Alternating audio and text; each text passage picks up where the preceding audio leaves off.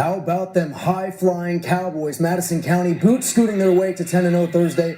Two more teams vying to cap off perfect regular seasons tonight. Welcome to Football Friday night, the final week of the regular season. Michael Hudak here, bringing you all the hard-hitting highlights. Our final game of the week has everything you could ask for. One team going for a perfect season, the other trying to play spoiler, and the squads are longtime rivals. We're talking Godby and Lincoln, an even matchup in recent years, the Cougars and Trojans splitting the last 6 meetings, Lincoln claiming the last 2. And the key to making it 3 straight, figuring out how to score on the bullies of Tharp Street. Take a look at this. Godby's D, the best in our area this year, allowing just 66 points this season. That's 7.3 a game, only giving up more than 7 points in just 2 games. But when rivals collide, anything can happen. So, out to Gene Cox for the highlights we go. Trojans looking to play spoilers on senior night. We'll start in the first quarter. Godby's Rashawn McKay hit as he throws, but finds Cleveland Blackshear, and oh dear, Godby takes an early 7-0 lead, but a little bit later off a first forced turnover. Trojans Christopher Beard already getting a head start on No Shave November. Grown man tossed for the touchdown. Trojans tie it at 7 apiece. Second quarter, Godby would respond. McKay, Mamacitas, Papas Fritas. Pass complete to Blackshear down at the 1. Tony Street gonna finish the deal here. Cougs miss the extra point. They lead 13-7. Trojans, though, hanging tough. Beard to Marco Sarica on this next play.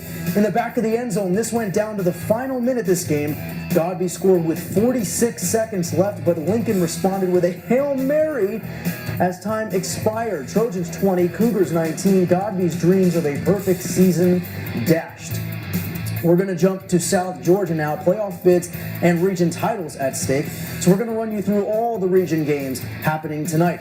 Starting with a huge one in 6A. Never thought I would say this at the start of the season. Valdosta needed to win tonight just to make it to the playoffs. Facing Houston County, winner is in, loser season is done. Wildcats defense making some big time plays early in this one. Here, it's the West Virginia commit Jace Rogers with the interception, and the future Mountaineer takes this one back to the house. Valdosta up 14-7 after the first. In the second, Tate Rodemaker, the coach's son, right on the money to Tay Berrien for the long touchdown. Coach Rod's gotta love that. Wildcats up 21-7. Back to Valdosta's defense. 4-star linebacker Jacoby McLean on this next play, going to introduce himself to the Houston quarterback and just abuses him.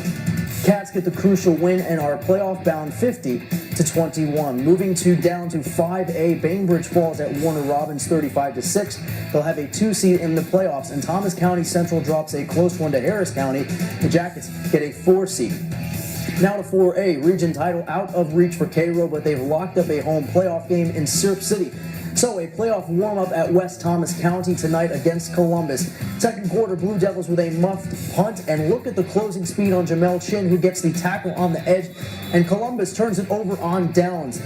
Later in the second, Quay Edwards will get the call inside the 5 here, and he has reservations for 6, please. Touchdown, Cairo, and the Makers up big 28-0 midway through the quarter. Later, Robert Matthew Peters, he's got 3 names, so you got to think that he's going to be amazing. Throws it deep here, and take a look at this grab from Eric King, who stretches out to make it 1st and goal. Syrup City rolls 45-7. Now to 2A in the Rose City. Thomasville on the verge of a region title and a perfect regular season, but Fitzgerald Purple Hurricane hoping to play spoiler. Closing minutes of the second quarter now. Dogs trail 21-14 as JT Rice finds Charlie Thomas to get the chains moving for a score before half. Thomasville will get into the red zone, but they'll have to settle for 3 as Carl Blackmore puts this on the money to cut it to 21-17 at the half. Third quarter now, the Dogs have to punt. It's a bad snap, and this one's going to be blocked. Garrett Poole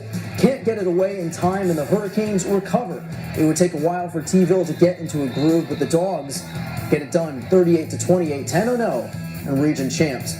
So who's getting the second seed in Region 1-2A? You bet it's Brooklyn.